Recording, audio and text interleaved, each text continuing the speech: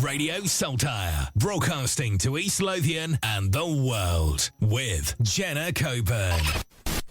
Hello folks, I'm back. The Lord got me. But it's been 4 weeks since my last confession. Show. Let's see if I can remember how to do this. Right, welcome to Jenna's Jamboree with me, Jenna Coburn. And for the next 2 hours, I'll be playing a pick and mix, a variety pack, a potpourri of tunes, as well as some new releases right here on Radio Saltire. I also have some community news, and if you saw on social media, it's International No Diet Day today. So put your scales away and let's celebrate the beautiful person in the mirror. Go eat whatever you're craving with pride. For me, that'll be a curry from the Chinese. However, I know it's fish and chips tonight, so even better. Hashtag salivating. So on today's show, I have some food facts for you, like this one. Spam, no, I'm not talking about the dodgy emails you get, but that mysterious meat in the can, well, it's actually short for spiced ham, and I never had the clue. I didn't know. Also, over on Instagram and Facebook, if you head to the station's stories, you will see that there's some food-related polls. Jump on and let me know your foodie opinions. I'd love to know. But that is not all. I also have a puzzler for you. Of course I do. This week's conundrum is called Guess the Food Adverts. I'm about to play a soundbite made up of 5 different adverts. Here's the soundbite. Do you think you know what food adverts you've just heard? Then fire your guesses my way via the post on the Radio Saltire Facebook page or send us a wee message. All will be revealed at the end of the show. Right, it's Friday, it's almost the weekend. Time to get this jamboree started. It's International No Diet Day today. For many people, unattainable body standards and pressure have prompted eating disorders, low self-esteem, bullying and unhealthy restrictive diets. When British feminist Mary Evans had enough of all of this back in 1992, she invited friends to ditch the diet, and it caught on massively. Today, this global movement has helped many people form a healthier relationship with food and their bodies. So, let's see if I can find some weird and wonderful and random food facts for you. Okay, here we go. Buckle in. Peaches and nectarines are essentially the same fruit. They're nearly genetically identical except for one thing. A gene that's either dominant in peaches or recessive in nectarines. That's what determines whether the skin is fuzzy or smooth. Another one. Broccoli contains more protein than steak. Oh, I love a midget tree, me. Love a midget tree. 1 in 4 hazelnuts ends up in Nutella. Nutella is so popular, 1/4 of all hazelnuts end up in a jar. I love me some Nutella as well, honestly. Oh, brilliant. Now this one's random and I had no idea. Fruit salad trees exist. Like these multi-grafted trees were developed in Australia to grow up to 6 different types of fruit on one tree. That is totally random. But a good use of fruit. So just a few food facts there. I have more to come. Oh, and troops, if you have a song request or would like to give a shout out to anyone, please get in touch via the Facebook page or email studio@radiosaltire.com. So today's show is primarily about food as it's International No Diet Day. But on my last show, I introduced a brand new segment of Jenna's Jamboree called On This Day, where we go back in time and see what happened on this day in years gone by. So let's just dive right in. And as usual, this is in chronological order. So, on this day in 1541, King Henry VIII ordered a Bible in English to be placed in every church in England. On this day in 1840, the world's first adhesive postage stamp, the penny black, was first used in the UK. On this day in 1856, the Austrian neurologist and father of psychology, Sigmund Freud, was born. Oh, yes. On this day in 1889, the Eiffel Tower is officially opened to the public at the Universal Exposition in Paris. On this day in 1910, George V became king upon the death of his father, Edward VII. On this day in 1914, the House of Lords rejected women's suffrage. Tut, tut, tut. And on this day in 1935, King George V and Queen Mary celebrated their Silver Jubilee. Some very intriguing facts there. I have a ton more coming up throughout the show. And guys, you're listening to Jenna's Jamboree with me, Jenna Coburn, live on Radio Saltaire. If you just tuned in, today is International No Diet Day. And didn't I mention at the top of the show, I have a puzzler, a conundrum for you. It's a soundbite called Guess the Food Adverts. Here it is. I've probably made them so easy, but if you think you know what foods are being advertised there, head over to the Radio Saltaire Facebook page and comment on my post or send us a wee message. Now, it's time for some more food facts. Potatoes are 80% water. Technically, you could juice a tatty, but I don't think anybody wants that. No, no thank you.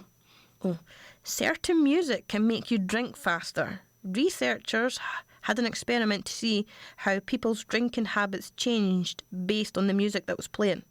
Loud music seemed to make people drink more and faster. I think I've seen that actually. Right. A sandwich was once smuggled into space.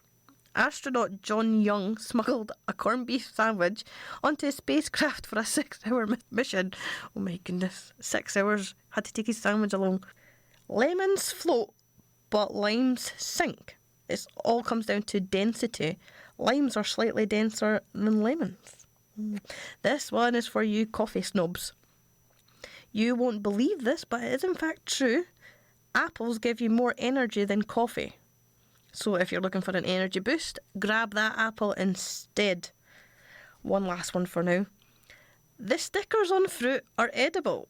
Doesn't mean you should eat them though, but just know they are edible. That's so weird.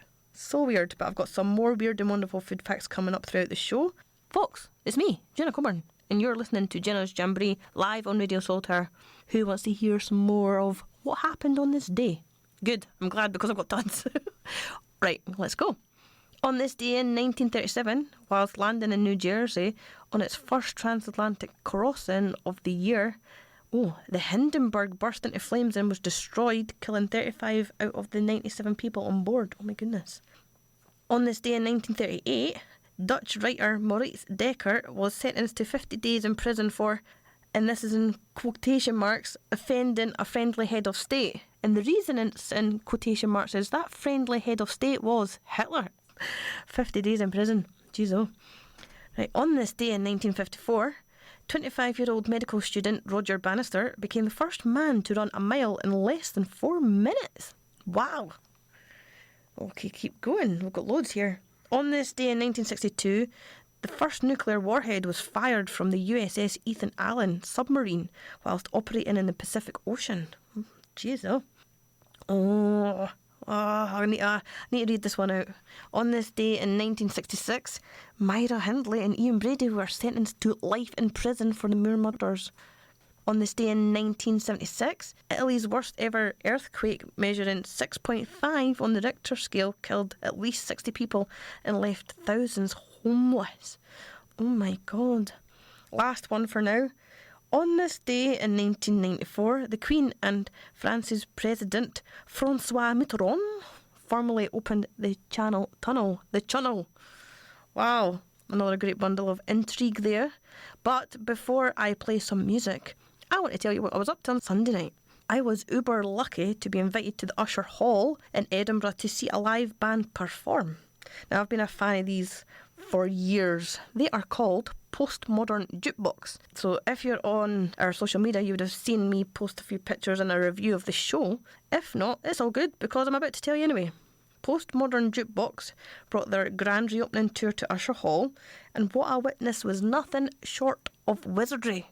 If you haven't heard of PMJ, then I reckon you've yet to fully immerse yourself into this digital age. Over the past decade, PMJ has grown from a viral phenomenon into a worldwide juggernaut, amassing more than 5.68 million subscribers and a stratospheric 1.8 billion views on their YouTube channel. Now, before I tell you about the show itself, I best tell you who they are. So they are PMJ, aka Postmodern Jukebox. They are a musical collective known for giving contemporary pop hits a classic twist in styles of bygone eras. So they started in 2011 in a New York basement of a struggling jazz musician, Scott Bradley. It was there he and his college friends shared their take on on the modern songs via, yes, you have guessed it, social media. So since then, PMG has gone on to feature 70 different performers and perform over 200 worldwide shows. That is nuts. Now the show, the atmosphere in the Usher Hall was buzzing, and obviously full of excited chit-chat and selfie takers. The stage, it was occupied with all the instruments and podiums, and when the band walked on, the show was about to begin and people were cheering and whooping. It was quite amazing actually. So the show itself, it was a musical masterpiece. The talent that graced that stage was immense, and I'm not just talking about the band and the singers. There was this tap dancer and she had insanely fast feet. It was actually pretty funny as well. Like, these guys know how to entertain. And at the end of the show, I was on my feet as well as everybody else under the Usher Hall dome to PMG's infused Meghan Trainor's hit All About That Bass. And I was looking around me and we were all smiling and swaying and clapping and cheering. This wasn't just a grand opening, it was a spectacular celebration. PMG did not disappoint. Now, my favourite parts of the show, other than the every snippet of fun and hilarity, were the MC Casey Abrams, right? He was performing. Now, get this, try and picture this. Like, what their take is like from 20s to 60s era, right? And the song he was singing, right, was the 2003 hit Stacey's Mum. And he was playing it on the bass along with the band, and honestly, it was hilarious, but it was really good as well. And this is just taking it back to my school days. The band and the tap dancer, Demi Ramit, performed the theme song to Super Mario Brothers. And yes, I did whoop like an overexcited tween at a 1D concert, right? Many a day in the 90s I would sit and play Super Mario Brothers on the Nintendo until I threatened to release immeasurable pain on Bowser and then almost throw the controller through the TV. Yep. Another favourite of mine was when the three female singers walked out on the stage, right? And I recognised the colours of their dresses. One was in black, one was in blue, and one was in pink holding a lollipop. Cue the lyrics, tell me what you want, what you really, really want. And of course that is Spice Girls' Wannabe. So they imbued that with a 1940s flair. It was awesome, really. If you haven't, you probably haven't seen it, so go onto their YouTube channel and it's there. Honestly, have a look. Before Sunday night, I was a fan, but after, honestly, I'm a massive fan now, and I strongly recommend checking them out on YouTube. That was the social place where it all started. So on today's show, we are celebrating our beautiful selves, for it is an International No Diet Day. Here are a few things that you can do to celebrate. Cook something indulgent. No one should deprive themselves just because of a diet. Get creative and whip up something that feels a little bit naughty. And appreciate your body as it is. Remember, self-love is all mental and not physical. So today, start removing thoughts that you're too fat or aren't good enough and start appreciating yourself as you are. Because there's only one of you. Right, I know you've been waiting patiently for another lesson of my wee puzzler. Guess the food adverts. Here it is. Think you know the food adverts that are in this clip? Mon, send me your guesses via the Facebook page or send me a wee message. So guys, let's have a look and see who was born on the 6th of May. In 1915, American actor, director, screenwriter, producer and one of the most influential filmmakers of all time, Orson Welles, was born. In 1945, American singer and songwriter Bob Seger was born. In 1953, both Tony Blair and Graham Souness was born, and both were born in Edinburgh, so I wonder if they were in the same ward. Oh, and in 1961, George Clooney was born. And 3 years ago, in 2019, Archie Harrison in Mountbatten, Windsor was born.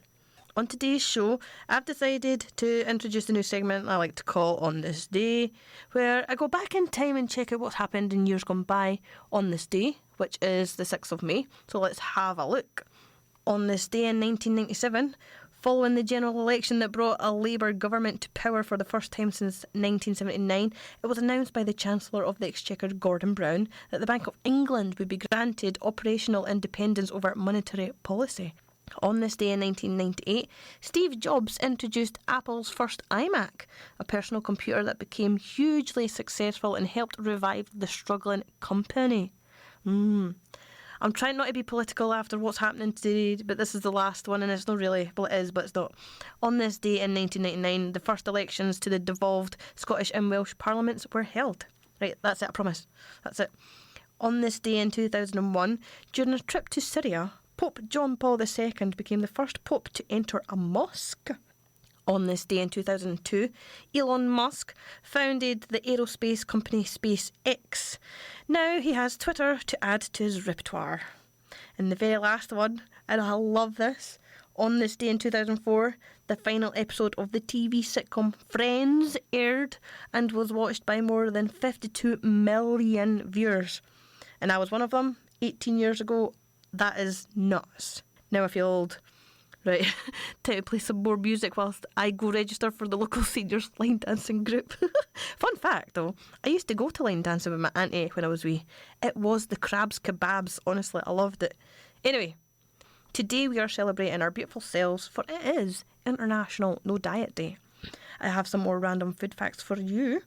I have so many, so I'm going to try and cram them all in because I've got tons. Okay, let's go. Too much nutmeg can get you high. It contains a compound that has hallucinatory qualities and brutal side effect if ingested in very large doses. So don't try it, please. But there you go. Too much nutmeg can get you high. Right, I'm about to ruin honey for a lot of people here. Honey is bee vomit. When bees collect nectar, they drink it and keep it in their stomachs. Once they're back at the hive, they regurgitate the nectar into the hive. Yuck. No thank you. Chimichanga means thingamajig. Brilliant. The name was coined in the 50s by a cook who was trying not to swear in front of children. Oh my god, thingamajig. Chimichanga. Okay, this is funny, this one. Cheese is the most stolen food in the world. In fact, it's stolen so much it has its own percentage. About 4% of all cheese made around the globe ends up stolen. There's even a black market for cheese. Oh my god. What is going on? Here we go, one more. A single spaghetti noodle is called a spaghetto. Oh, who's having a spaghetto, really? Oh my god. Last one. Humans share about 50% of their DNA with bananas. I thought we were all nuts, but we're actually only half bananas. That's so funny. Some proper random facts there. I can genuinely say I've been educated today. Spaghetto, man. Spaghetto. Right, okay, come on, moving on. At the top of the show, I mentioned that I've conducted some polls over on mine and the radio's social media pages. Naturally, there's still some time to take part. Just head over to Radio Saltires Facebook page and Instagram stories, and you'll find them there. So, I asked the realm of social media which they liked best, American cuisine or British cuisine, and 37% said American, 63% said British. Hey. And then I asked Chinese or Indian cuisines. 62% said Chinese, 38% said Indian. Now this one would be tough for me to answer, so I don't think I could choose, but this one is Italian or Mexican cuisine.